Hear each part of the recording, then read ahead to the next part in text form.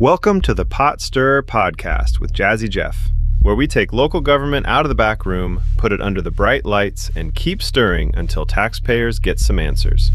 The pot is hot, the spoon is ready, and nothing is off limits. Let's stir it up. Email us at jazzyjeff@jazzyjeffpotstirrer.com. And now here's your host, Jazzy Jeff.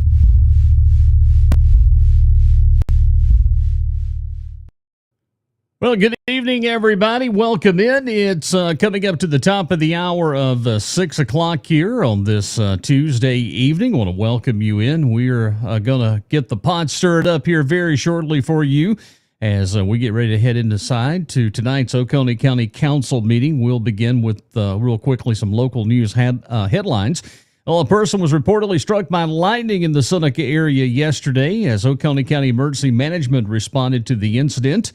As that happened, also, too, Walhalla has selected David Paulson as the new city administrator. He currently serves as the interim police chief in Pendleton and is expected to take that position up August the 28th and begin working for Walhalla on the 31st.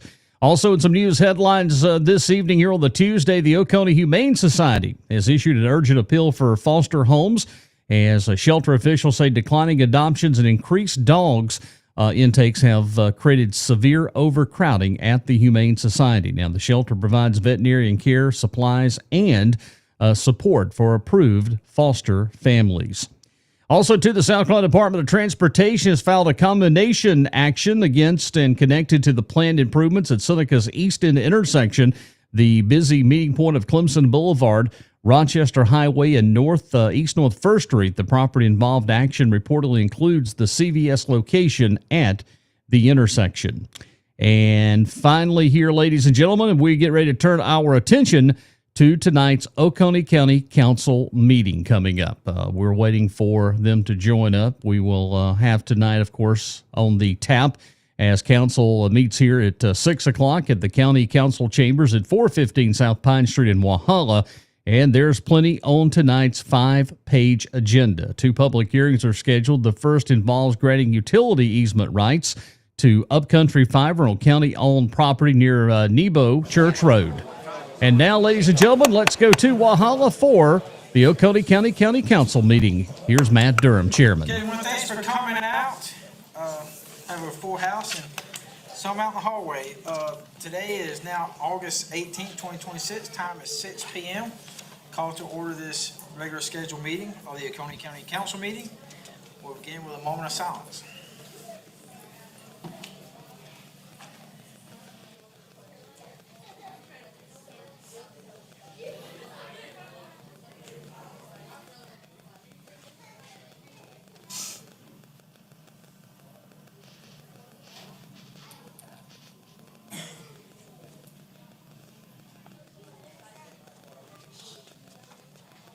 Mr. Jones, would you lead us in prayer? Yes, sir, Mr. Chairman.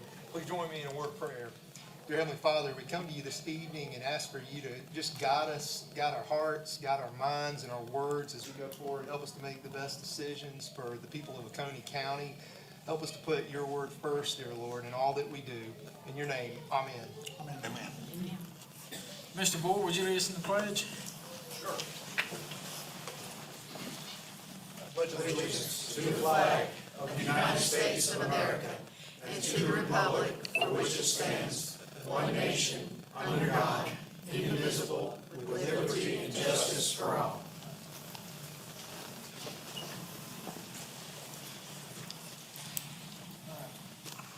County attorney comments? No, sir, not at this time. Thank you, Mr. Chumley. Mr. Jones, administrator comments? Not this time, sir. Thank you, sir. Next, we have consent agenda. Do we have a motion to approve as written? So moved. Second. All in favor? Next, we have a proclamation. Mr. James? All right, before I read this proclamation for the 10 and under and 12 and under girls softball team from Westminster, I just want to say I appreciate all the hard work that the girls put in. I got to watch those games down there in the lower part of the state, but I also seen a lot of the preparation that went in to both the 10 and under and 12 and under girls being able to win a state title this year. And those things don't come easy. They don't come without hard work. And the amount of work that the coaches put in and the girls put in, a lot of people don't realize, especially with multiple state titles, which they have now over several years. There's a lot of work goes into that, and the dedication of the coaching staff and the support of the town of Westminster for the rec department and for these girls. These are the results you get with that kind of dedication. So I just want to thank everybody involved in that.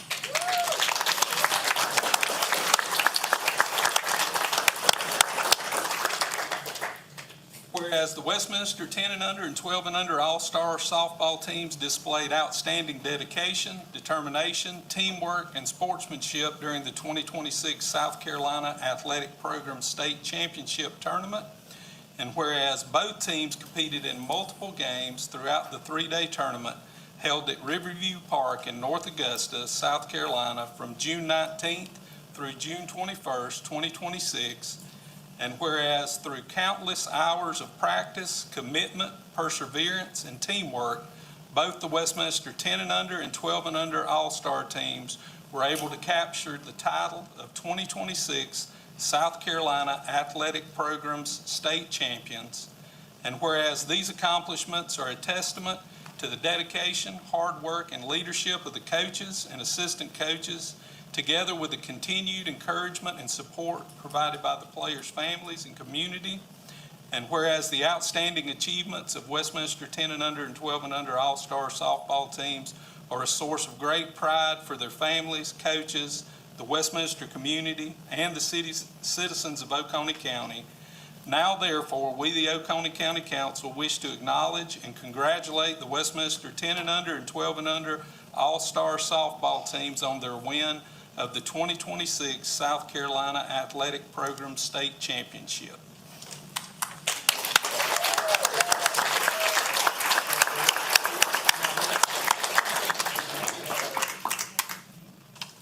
Motion. Second. All in favor? Aye.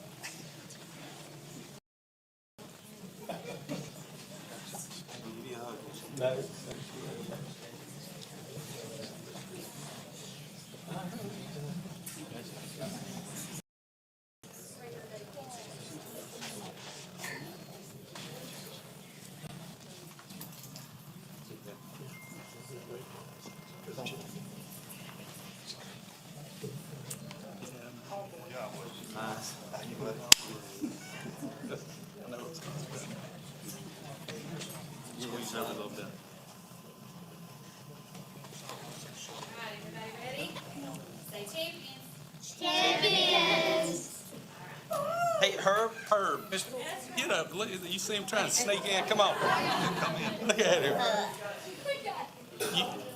You thought you held back long enough, didn't you? One more time. Champions. Champions.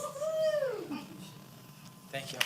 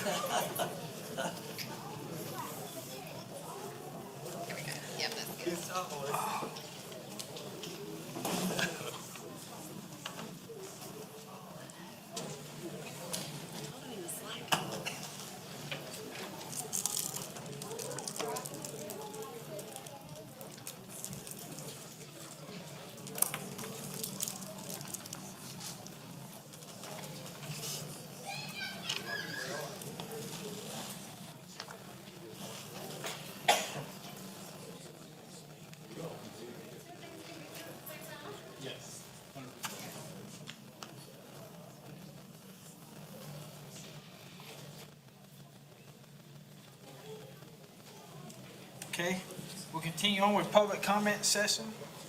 You have 5 minutes per speaker. We ask that you please keep comments related to county business. There's not an out and back between council members. There's a separate council member comment session. And then Ms. Adams keeps a timer. When it gets to 1 minute, it'll go yellow, and as time expires, it'll flash red. And as I'm right in front of you too, I'll try to remember to help as well. Mr. David Crockett.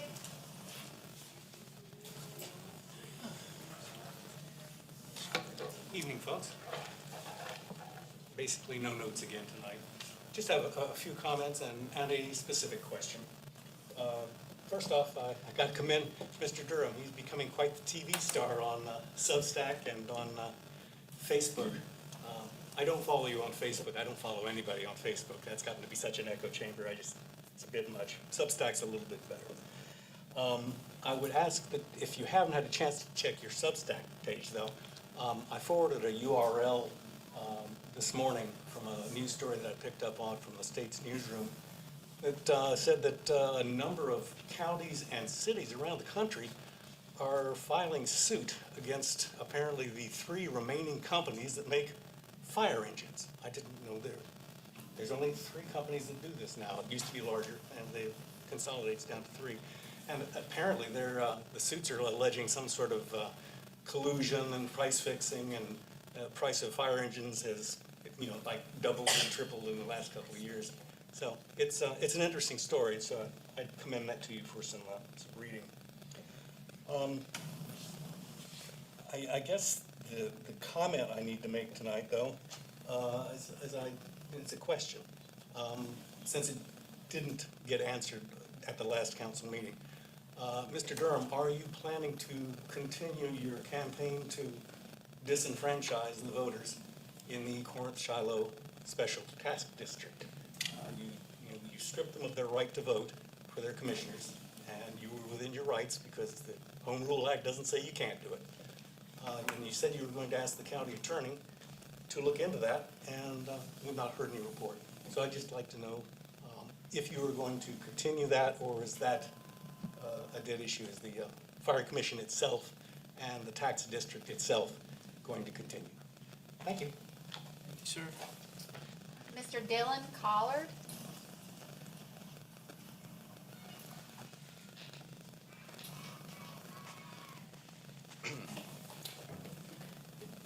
Good evening, fellow citizens and council members of Oconee County. My name is Dylan Collard, and I've been a resident of Oconee County for nearly 15 years now, and I'm 22, so most of my life. I've lived all around the county, Walhalla, Westminster, and now in West Union. I grew up in the local public school system and made many memories here, both good and bad. Regardless of my thoughts and doubts, this place truly has become my home. And that's why, with it being my home, where my closest friends and family live, where they work and play and spend most of their time, it has dawned on me the importance of protecting it, safeguarding it, and ensuring that this place can be just as welcoming and charming as it's been my whole life, so that myself and those I grew up with can decide to make this place a home for their future families too.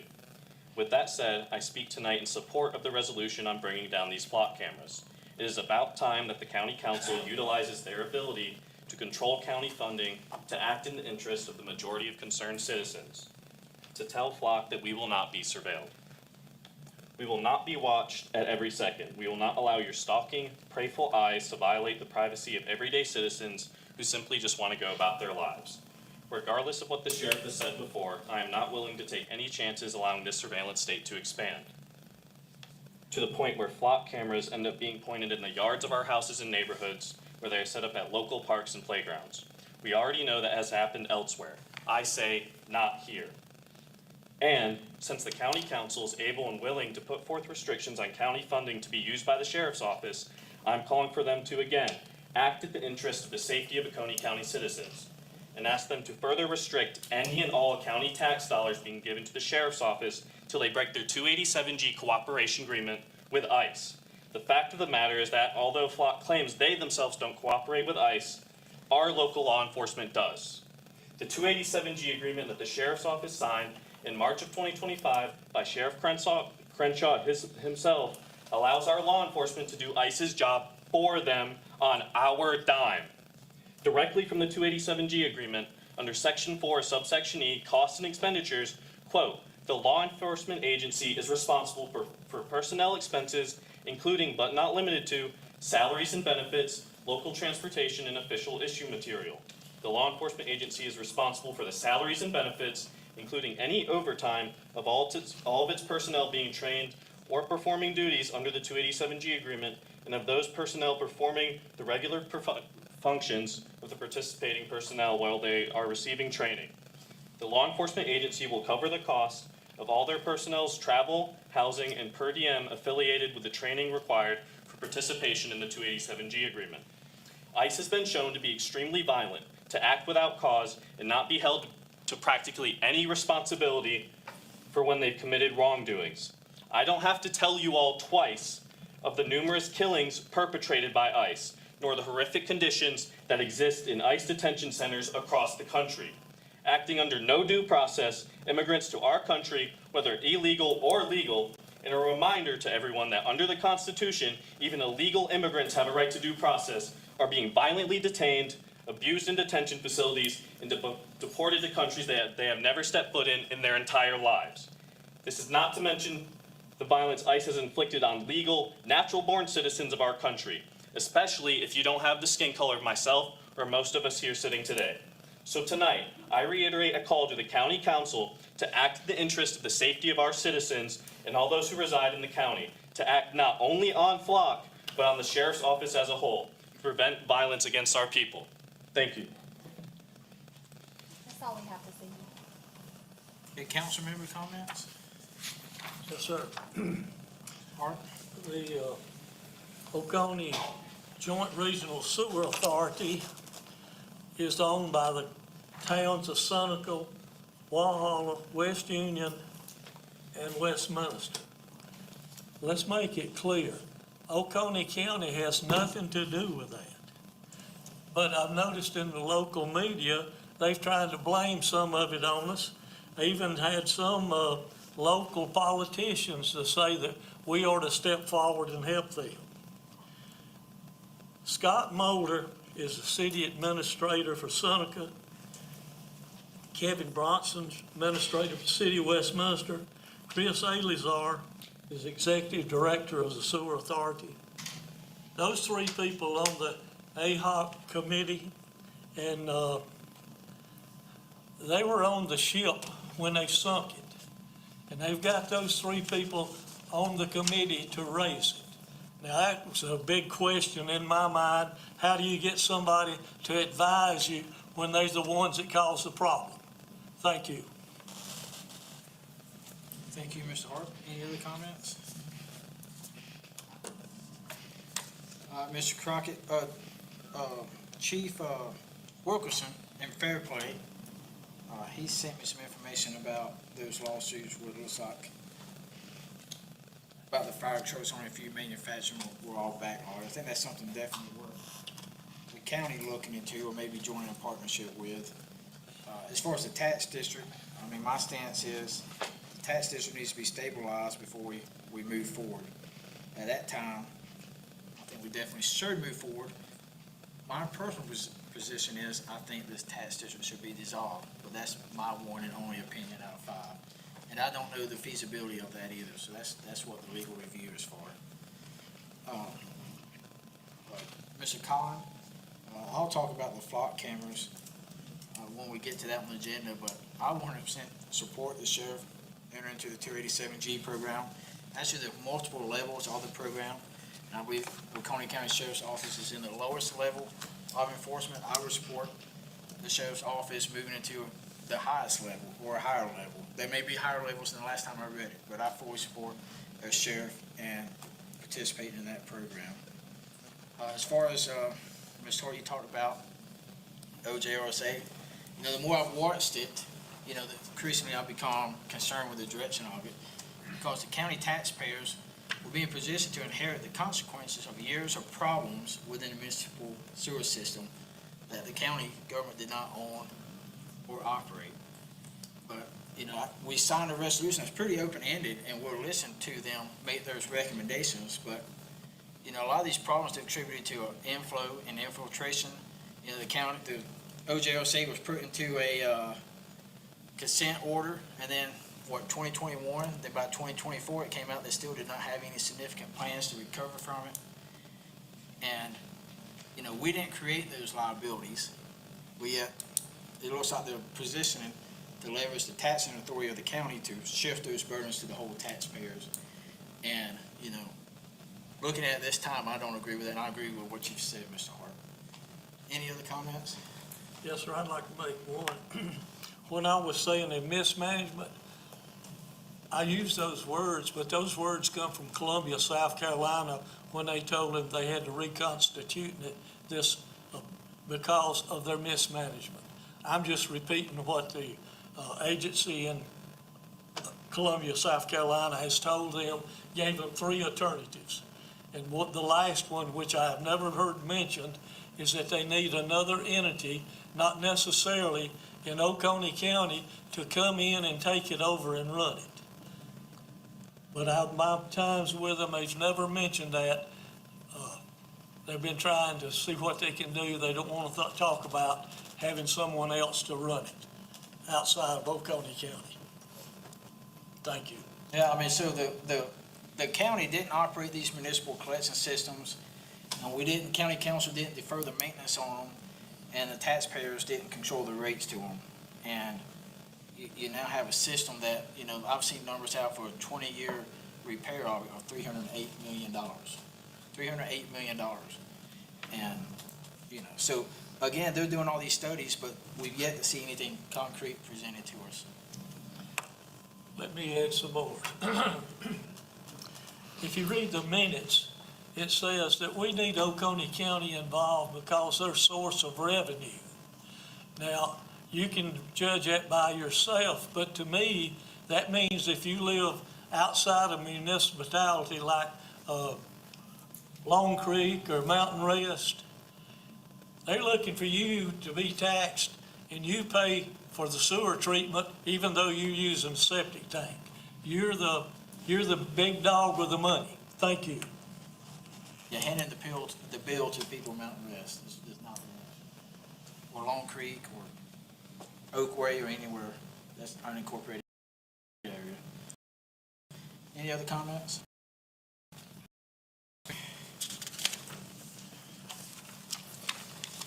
Public hearing, we got public hearing on 2 ordinances. First is ordinance 2026-24, an ordinance authorizing the conveyance of easement rights to Upcountry Fiber for the purpose of utility infrastructure construction and maintenance at property owned by Oconee County, located at the intersection of Nebo Church Road, Seneca, South Carolina. Such property currently identified by tax parcel number 256-00-04-031 and other matters related thereto. We have no speakers. No speakers, so I'll close public hearing on ordinance 2026-24.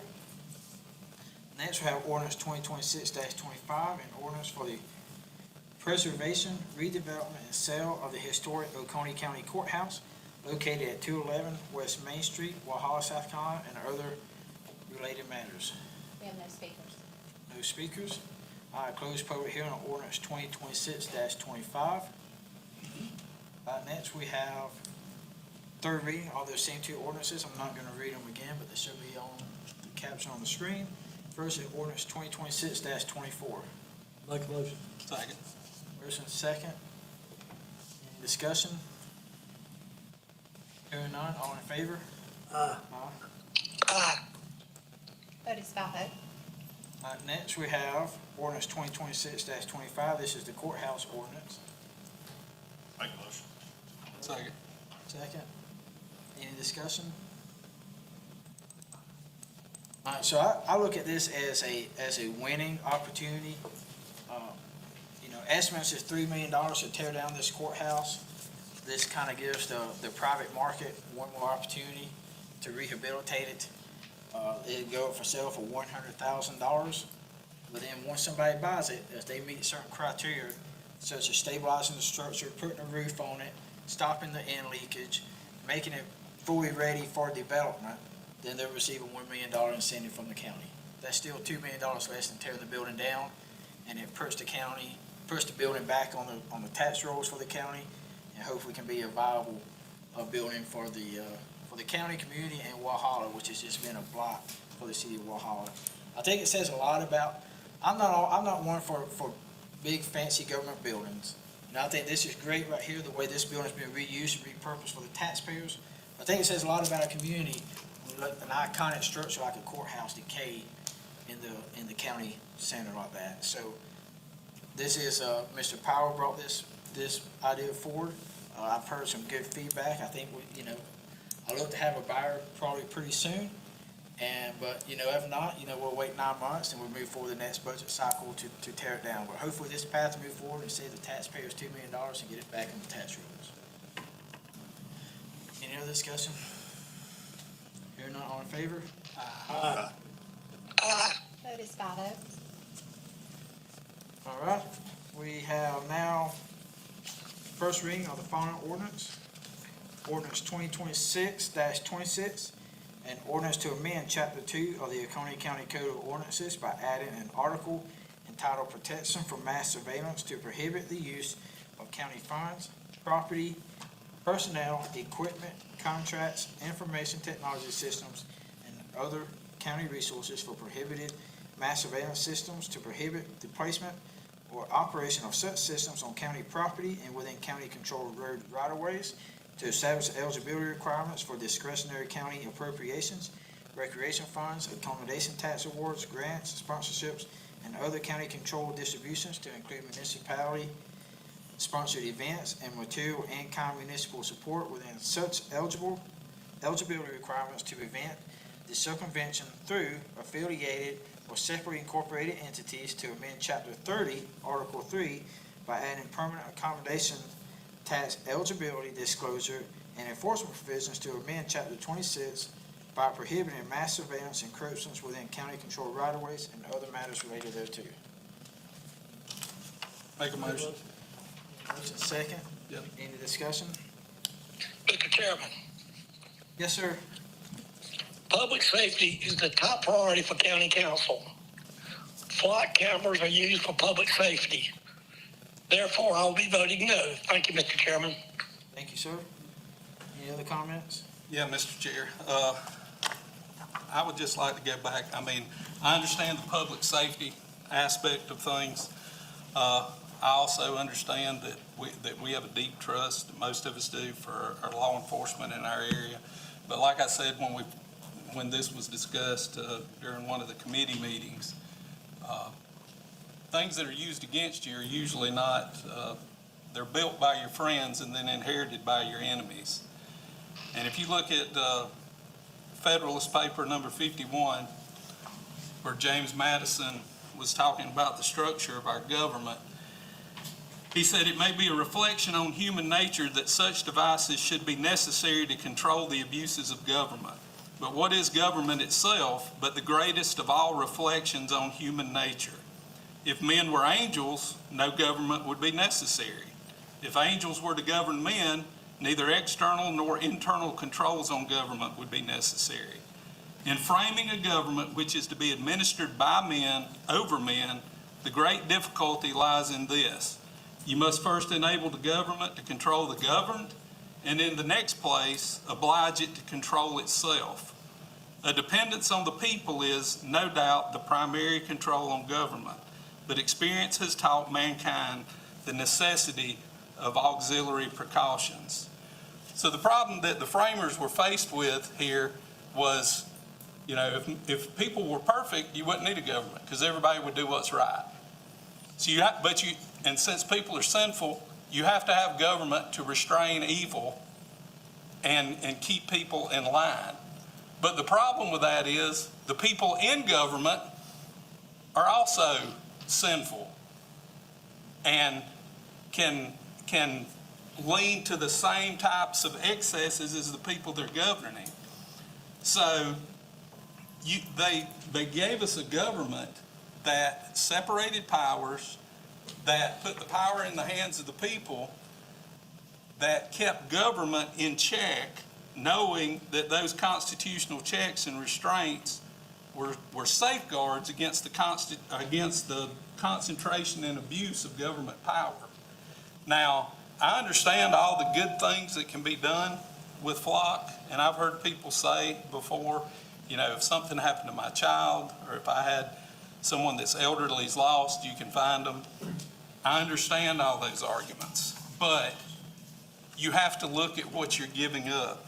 At some point, these things can and will be turned against you.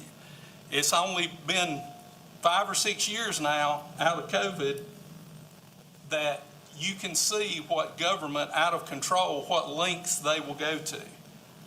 There were churches in Alabama that got together and they were police coming and writing them tickets for going to church. And that was in Alabama. You look at some of the states that are more liberal and at the lockdown measures that they took. That was government coming in and infringing on the rights of those people. This thought process that government is benevolent is a wrong way to think. Government has to be kept in check. That's the reason they gave us the Fourth Amendment. And I know people say, well, it's not a Fourth Amendment violation. You don't have any reasonable expectation of privacy when you're in public. Well, there's a difference between taking a snapshot picture of a license plate and taking that data and aggregating that data through an AI method that will track where you are this time of day, what church you're going to, what political meetings you're going to, all of those things. That's where the danger comes in. And for the people to say, well, the courts have ruled on this, not on this technology. In 2012, in United States versus Jones, the Supreme Court recognized that using technology to track someone's movements can implicate the Fourth Amendment. And I think that was a case dealing with GPS tracking. In the Carpenter case in 2018, the court emphasized that being in public does not mean that a person gives up all Fourth Amendment protections. Technology can allow the government to create an extensive record of where a person has been. And when I say that this issue covers all demographics and crosses political lines, if I'm not mistaken, Justice Sotomayor is the one that wrote the consenting opinion on that. The question is not, can police see my license plate? It's, can the government turn those individual observations into a permanent, searchable history of everyone's movements without individualized suspicion or judicial oversight? So the question isn't whether or not Flock can help solve crimes. It can. It can. The question is, what limits should exist on the government's ability to use it? And this, I go back to this thought that seems to permeate our society, that somehow government is benevolent. Government is made up of sinful people just like everybody else, and it can easily be turned against you. You know, if you look back through the 20th century and look at the greatest crimes with the greatest loss of life, and you add those together, then what you will find is approximately, and this is a mid-level estimate, 212 million people have been killed in the 20th century by government. So turning this power over to government is not something to take lightly. And I say, just an example here locally. I saw somebody shared something on Facebook a couple weeks ago that was kind of when I first saw it, I thought it was just an attack on law enforcement. And I kind of, people say all kind of things on Facebook, I get attacked with crazy things sometimes. So you tend to take those things with a grain of salt. But I looked at it again, and then I saw some people making some comments in there, and I was like, well, I don't really know this guy, but I know this guy, and he's not a crazy person. He's not running around with wild stories and stuff. So I got to looking, and it was about a police officer that some people were making some accusations about, but the guy was in Georgia, so I didn't think too much about it. But then I had been on the Have You Been Flocked site, and I had been looking through some of the municipality reports on there. And you can search those agencies, and it puts indicators of names and stuff on there. Well, reading through this post, I see there are people from Oconee talking about it on there. And then turns out the guy they're talking about, who's in Rabun County, had worked for Walhalla. Well, I went back and looked at those reports on there, and I don't know if it's him. I can tell you the first initial matches and the first 3 letters of the last name that was put in as the code matches. In his time in Walhalla, he had over 1,200 searches on the flock system, which was way over and above anybody else during that time. So I pull up the same site for Rabun County, Georgia, same initials. Looks like it's the same guy that these people are complaining about. 4,480 searches by this guy over 183 days. Now, was he doing anything wrong? I don't know, but I know there were people on there accusing him of pulling over me and my fiance, 7 times in 1 month. Was he abusing the system? Did he have a search set up that when these people came into town, it was automatically running their tag and he was just pulling them over for whatever? I don't know. It could have been legitimate. Everything could have been legitimate with it. We won't know unless we were to see the audit logs from that. But it does raise suspicion. And when you get on there and start looking at the volume of some of these searches, it raises a lot of suspicion. And there again, especially a few years ago when this system is new, I have a hard time believing that it wasn't treated like a new shiny toy of look at what information that I can pull and what I can look at. So that's my suspicions on there. But we have to be very careful about the power we hand over to government, because in my opinion, one day it can be used against you. Doesn't matter what side of the aisle you're on. It can be turned on you. That's all I've got. Thank you, Mr. James. Well, I believe Mr. James covered it pretty well. I stand with everything he has said. I agree with Mr. Elliott. Public safety, I wouldn't say it's the number one focus. I think the number one focus is to protect people's God-given rights. And that's in the oath that we all swore. And as we was thinking about this and it was coming forward, I thought back to 2021 when I first took the oath of office. And that was in the middle of a crazy time. And I promised up here after that oath, that I would not waste my 4 years at the time of sitting here and do nothing while people's rights was being eroded. And I believe this is another example of that. I mean, we all support law enforcement. We've shown it in pay raises. Hopefully we can do some more here in the next few months, and ballistic protection and other measures. But supporting law enforcement doesn't mean you forego people's rights. It was disappointing to see a caption in the paper today that acted like the courts had decided on this issue. They have not.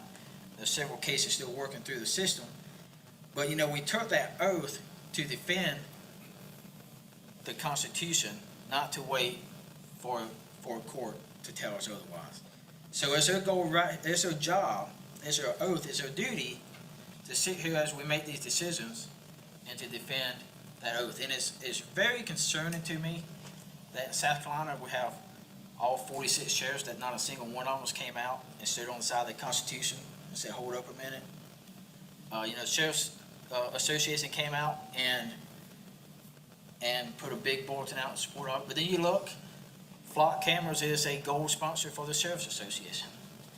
And then you look, they sponsored training at the Sheriff's Association convention called Building Community Trust. So you have a mass surveillance company sponsoring training for building some, community trust.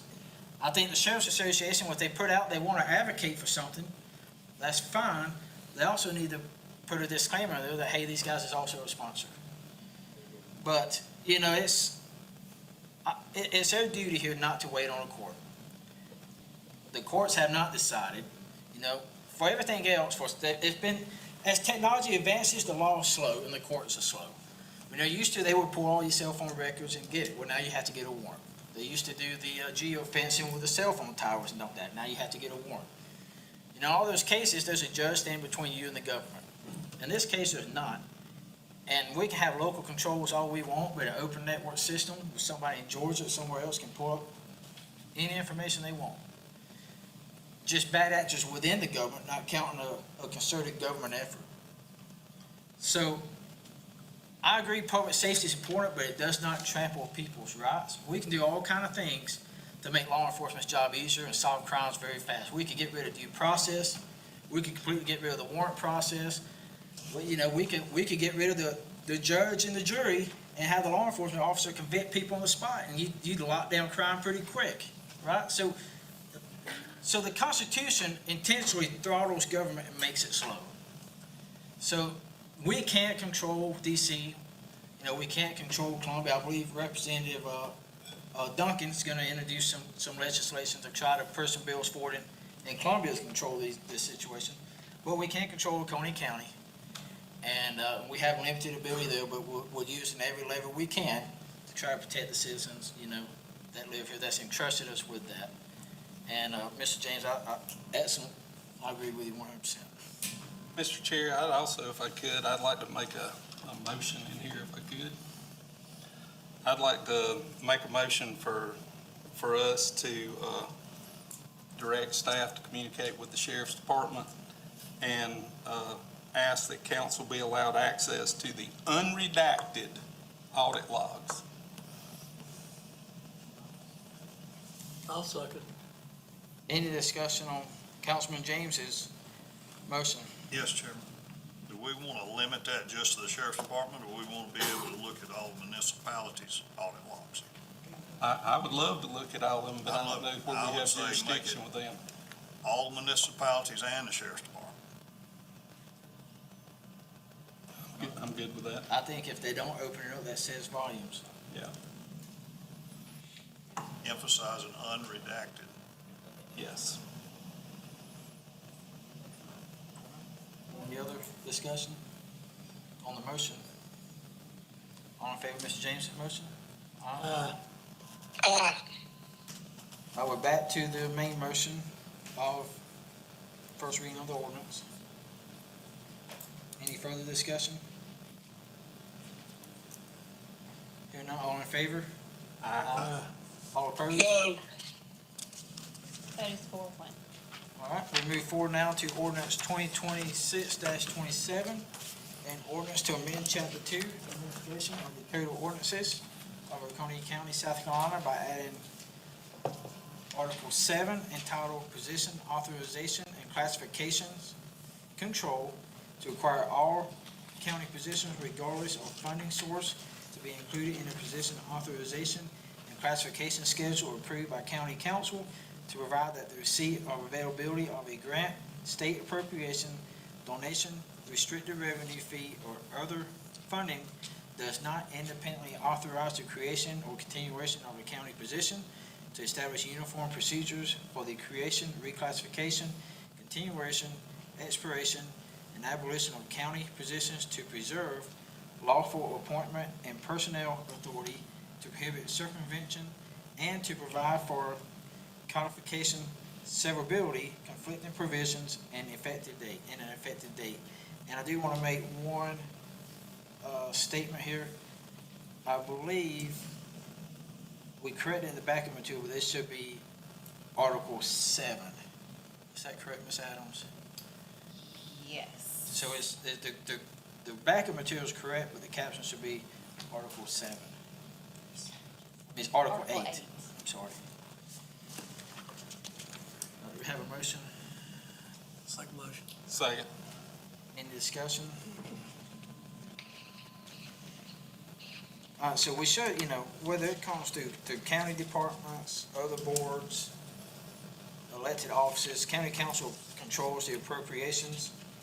And this just cleans it up to where, any positions that are created, must be approved by this body, not any workaround. I hear no other comments. All in favor? Aye. Vote is 5-0.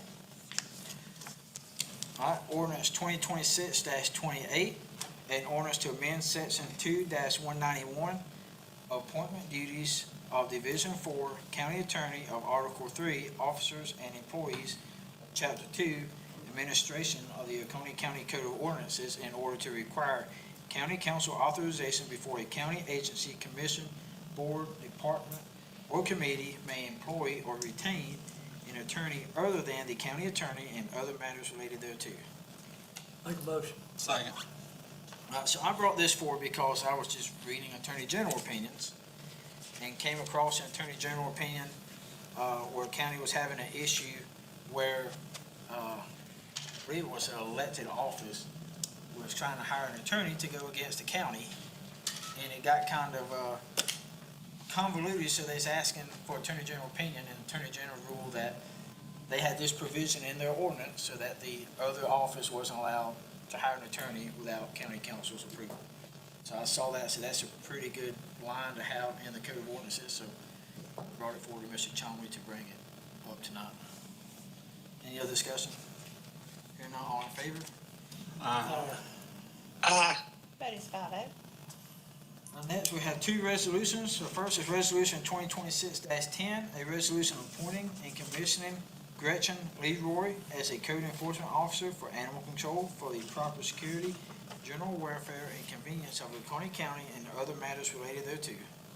Make a motion. Second. Second. Any discussion? Hearing none, all in favor? Aye. Aye. Vote is 5-0. Next is Resolution 2026-11, a resolution consenting to and authorizing the annexation to the city of Seneca to certain property owned by Oconee County and presently designated by tax map number 520-36-10-17. Motion. Second. Motion second. Any discussion? Yes, sir. I reluctantly second that. I understand that the city of Seneca has some buildings that they're gonna sell, and they're gonna sell away their right-of-way to their maintenance shop. And, they're relying on the goodness of Oconee County to give them right-of-way into that shop so they can sell that building and maintain their shop. So I'm opposed to this. There seems to be some clerical error on this. Seneca has been claiming this is in the city limits, and come to find out that somebody screwed up the paperwork, they wasn't in it. Thank you, Mr. Hart. So this goes back to 2014, where it looks like this land was attempted to be annexed. Based on my research, it appears that everything was done correctly on the city of Seneca side. But we couldn't find proper evidence via the county side. Can't find any vote taken by county council to approve it. But it did show up on the tax map ID as the city of Seneca city limits, but there's no record of showing, that it was done correctly, done at all on the county side. My only concern is, annex laws are very strict, and they can be challenged very easily. And with postings and everything you have to have, and I don't know if a resolution 12 years past the fact truly clears that up. That's my concern. Any other comments? I hear none. All in favor? Aye. Opposed? Aye. That is 3-2. All right, now we have nothing moved from consent agenda.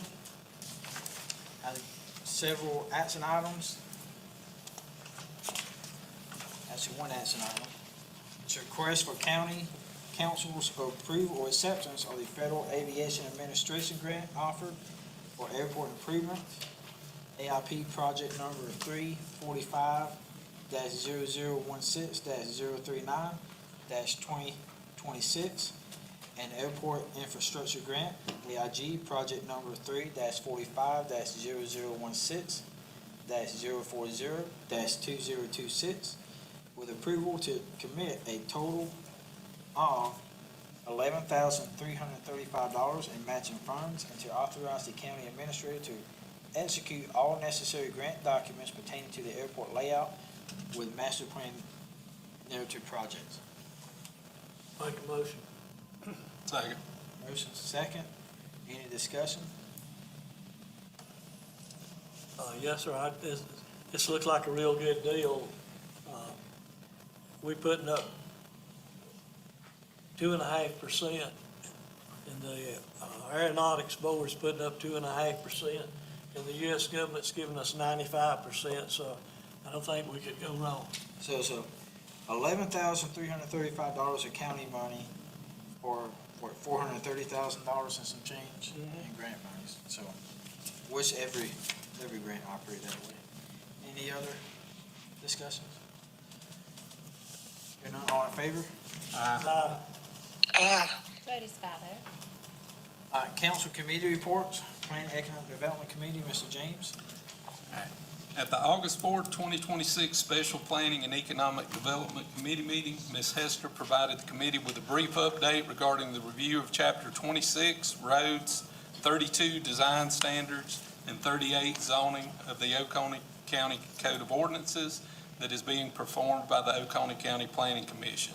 The committee briefly discussed lessening or possibly removing the county's 25-foot right-of-way on roads.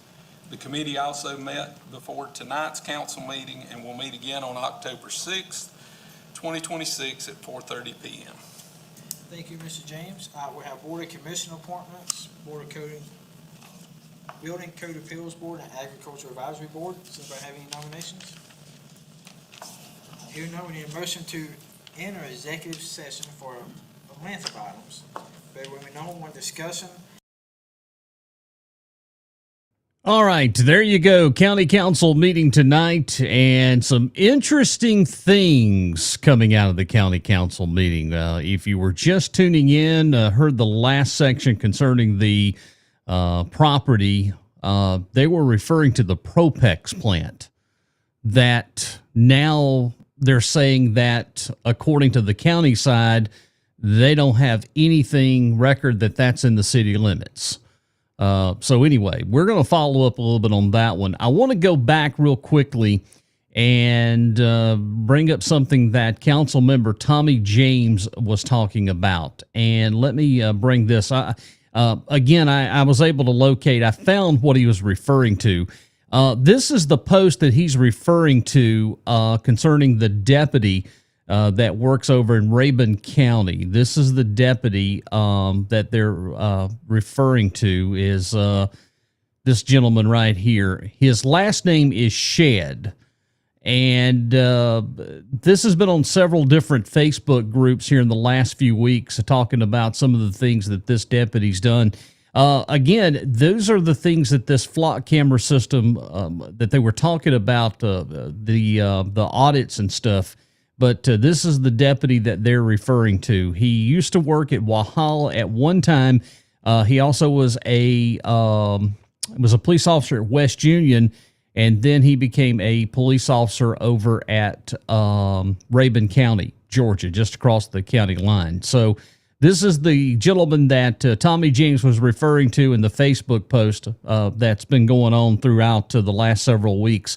Apparently this gentleman right here, but then his usage of the flock cameras was just way up there. I mean, it was huge. Completely, it was huge. So anyway, that's one of the things that was referring to. just a short bit ago. Well, the flock safety, of course, there's new safeguards, nationwide license plate reader network, and following reports of the improper searches and growing privacy concerns. Again, here we are. This is the 21st century. Sometimes I wonder, I don't think technology has, or the Constitution sometimes has caught up with technology because the technology's there. And we want to give our local law enforcements all the tools they need to be able to solve crimes. However, I have a big issue with this flock camera system. I think that there needs to be some clear checks and balances. The county council has taken a preventive strike to be able to see the audits of unredacted information and for themselves to see what's actually going on. So again, this was just the first reading in the protection from the mass surveillance ordinance 2026-26. And again, I support checks and balances of this. I'm not automatically against every camera, and I'm not going to pretend these systems have never helped solve crimes, and they have. But supporting law enforcement does not mean handing out any government agency or private technology company an unlimited ability to track innocent people. A license plate may be visible in public, but then thousands of cameras combine that information into a searchable record for where someone travels, when they arrive, where they worship, where they receive medical care, and who they visit. That becomes something much larger than one officer seeing one vehicle on the side of the road. And of course, the power requires firm rules with this. At a minimum, I believe any flock camera program should include searches conducted to a legitimate investigation and a documented case number, automatic audit logs showing who searched, what they searched, and why, routine independent reviews, not merely internal promises that everything is fine, a short, clearly defined retention period for vehicles not connected to a crime, strict limits on sharing information with outside agencies, immediate suspension and meaningful discipline for unauthorized searches, regular public reports showing how often the cameras are used, how many investigations they assist, and whether any violations occurred, and approval by elected officials before the system is expanded or rules have changed. That is some of the checks and balances that look alike and some of the things that I would like to see. I also have concerns of how broad this county ordinance appears to be. It does more than restrict the county's use of surveillance technology. It could make municipalities using certain systems ineligible for county-controlled recreation money, accommodations, sponsorships, and other discretionary funding. That means the consequences could reach beyond the police department. Community festivals, recreation programs, tourism projects could potentially get caught in the middle.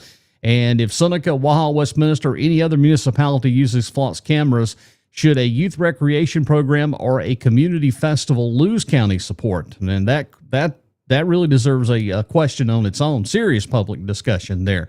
But again, we'll find out in the next few weeks of where everything is heading with the flock camera. Of course, this was just the first reading of the mass surveillance ordinance. Now, Glenn Hart tonight opened up a can of worms. And if you followed the OJRSA, the Oconee Joint Regional Sewer Authority, well, we've got a few issues. And these are some of the things that a lot of us have been saying for many, many years.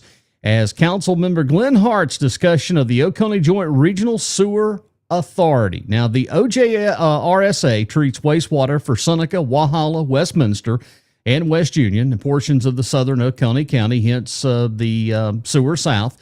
It operates the Conoross Creek Treatment Facility, approximately 65 miles of gravity sewer lines, 15 pump stations, and 24 miles of force mains.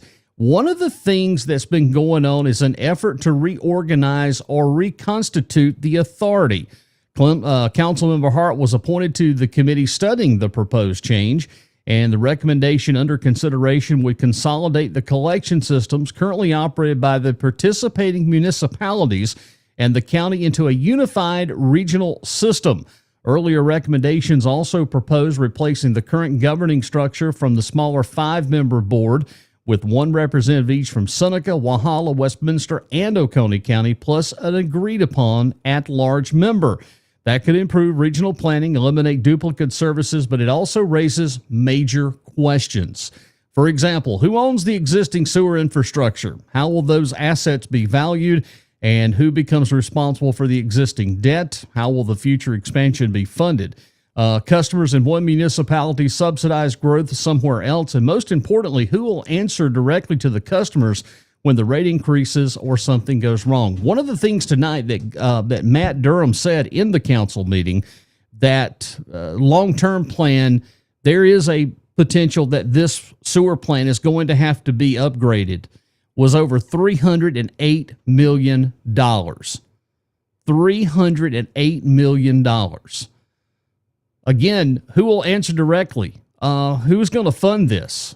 These are things that are coming. These are things that I've tried to tell you for the last several years that was coming down the pike. And again, on top of this, with all of the infrastructure that we're having issues with now, all of the development, I think D-Day is coming faster than later. I think it's coming much sooner than we first anticipated. Because again, you don't even have the lines down at Sewer South completely charged. You don't have all of that coming up here. You have about a 55 to 60% capacity. When it rains, it goes to 100. Then we have issues with spillage of sewer. We still have a lawsuit that's going on over at Cross Creek, where they're suing the OJRSA over the dumping of what they've been going through. So, you know, we're at a tippet. Things are going to start going off the cliff. The Conoross Creek facility has earned state and national recognition for environmental compliance, but again, there has been a time where it has not gone that well. And we've got sewer lines here that are reaching 50, 60 years old in certain parts of the municipality. Seneca has a prime example. Again, there's going to be a day that we're going to have a very rough conversation concerning sewer. So those are the two major things that we took out of tonight's council meeting. Well, folks, it is 7 o'clock. Appreciate you joining us here on this Tuesday evening. We've got some great shows lined up for coming up here in the next several weeks. We're going to continue to follow things out of the city of Seneca again tomorrow night all the way through October. If you're wanting to find out more about the municipal tax relief that they're going to be having every Wednesday evening from 5:30 to 6:30, you can stop by Seneca City Hall and you can ask these questions. And also, too, you can go to the website to follow here at seneca.sc.us/tax relief if you're interested in getting more information. And as we get a little bit closer to election for the referendum, we'll do a whole complete show on that as we'll follow up, and then I'll give you my thoughts and views on that. Some of the businesses are not too happy about that, but again, this is going to be up to the citizens. The citizens not only in Seneca, but Walhalla, Westminster, and I believe Salem and West Union have voted to approve the referendum to go to the citizens of each respective municipality. Another thing, Walhalla Water has made a surface again, and it has not been a good weekend for the Walhalla Water Department. They had a major water leak over the weekend that physically drained both of the storage tanks in the city of Walhalla. They got those repaired, and then was it last night they had another water issue related to the storm that came through, and some of the pictures are floating on social media. The brown water is back, and we feel for you up there in Walhalla because this has been a long-going battle for which seems like several years now concerning water issues related to the city of Walhalla. But they have released the latest update. Everything was taken offline. There is no more boil water advisories, no more mandatory restrictions as the system continues to get back to normal. But again, the Walhalla water system is back in the news. Last night, we had a great conversation with William Bill Bull, who is running for county council representative for District 1 for the Republican Party. And that interview, by the way, is available on our website. If you want to watch that to find out more about Bill Bull, you can go to jazzygeffpodster.com, and you can also check out some of our other shows there. That is on the website. Next show will be coming up on Monday night, which will be August the 24th. We will not have a show on the 25th. We're going to be attending an event coming up on the 25th on Tuesday, And then coming up on Labor Day weekend, we will be off for the Pot Stirrer podcast. So we're going to be digging down, getting our trenches, and we'll continue passing along the information and the news stories and headlines that no one else wants to discuss, but we will discuss right here on the Pot Stirrer podcast. Hope everybody has a great week. Do your best to try to stay out of the you want to stay cool because it's going to be hot again the rest of this week. And the early signs of cool down, maybe next Monday. We could only hope. All right, folks, have a great evening. And again, thanks for joining us here on the Pot Stirrer podcast, wrapping up our coverage tonight of the Oconee County Council meeting at Walhalla tonight. Have a great evening, and we will see you soon here on the Pot Stirrer podcast. From the back roads and courthouse steps of small-town South Carolina to the late-night studio where the mics never sleep, this is where decisions, rumors, and real stories collide. You're tuned in to the Pot Stirrer podcast with Jazzy Jeff. Real talk, local issues, no fluff.